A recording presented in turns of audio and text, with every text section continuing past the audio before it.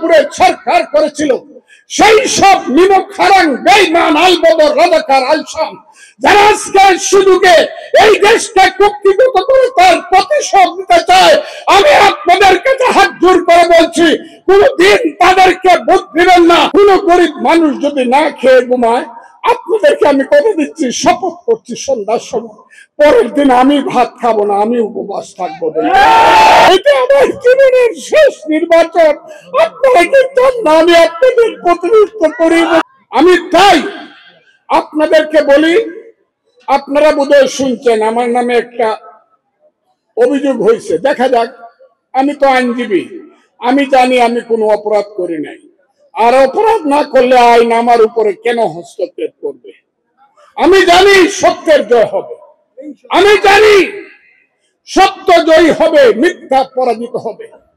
যারা এই দেশের 30 লক্ষ লোককে হত্যা করেছিল, যারা 2 লক্ষ মা বোনের ইজ্জত নষ্ট করেছিল, যারা সোনার বাংলাপুরে সরকার করেছিল, সেই সব নিমক হারাং বেঈমান আলবদর রাজাকার আলসাম যারা আজকে সুযোগে এই দেশকে কুক্ষিগত করে তার প্রতিশোধ নিতে চায়, আমি আপনাদের কাছে হাত জোর করে বলছি, কোনদিন তাদেরকে ভোট দিবেন না।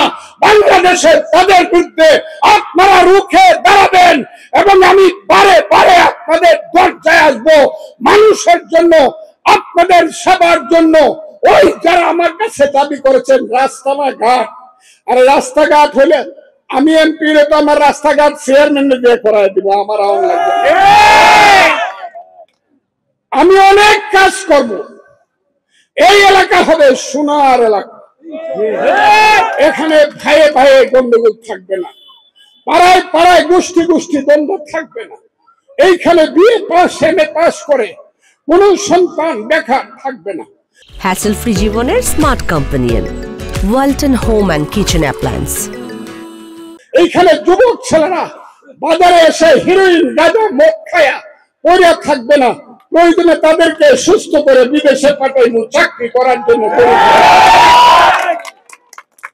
এইখানে আমি যদি এমপি হই আর এই এলাকার চেয়ারম্যান যে হবে, আমি ধরে নিলাম এই এলাকার চেয়ারম্যান হবে আমার যে কোনো সন্তান, আমি তাকে রাতের বেলা জিজ্ঞাসা করব, তুমি কি তোমার মেম্বারদেরকে 9টা ওয়ার্ডে জিজ্ঞাসা করেছো কোন মানুষ না খেয়ে ঘুমিয়েছে কিনা?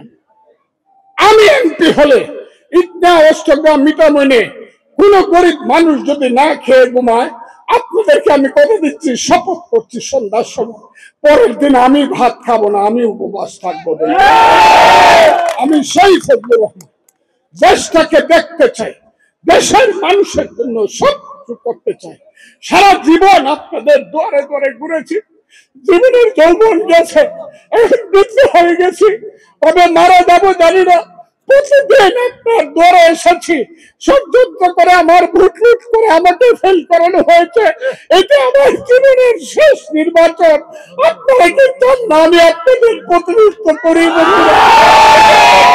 শেষ নির্বাচন।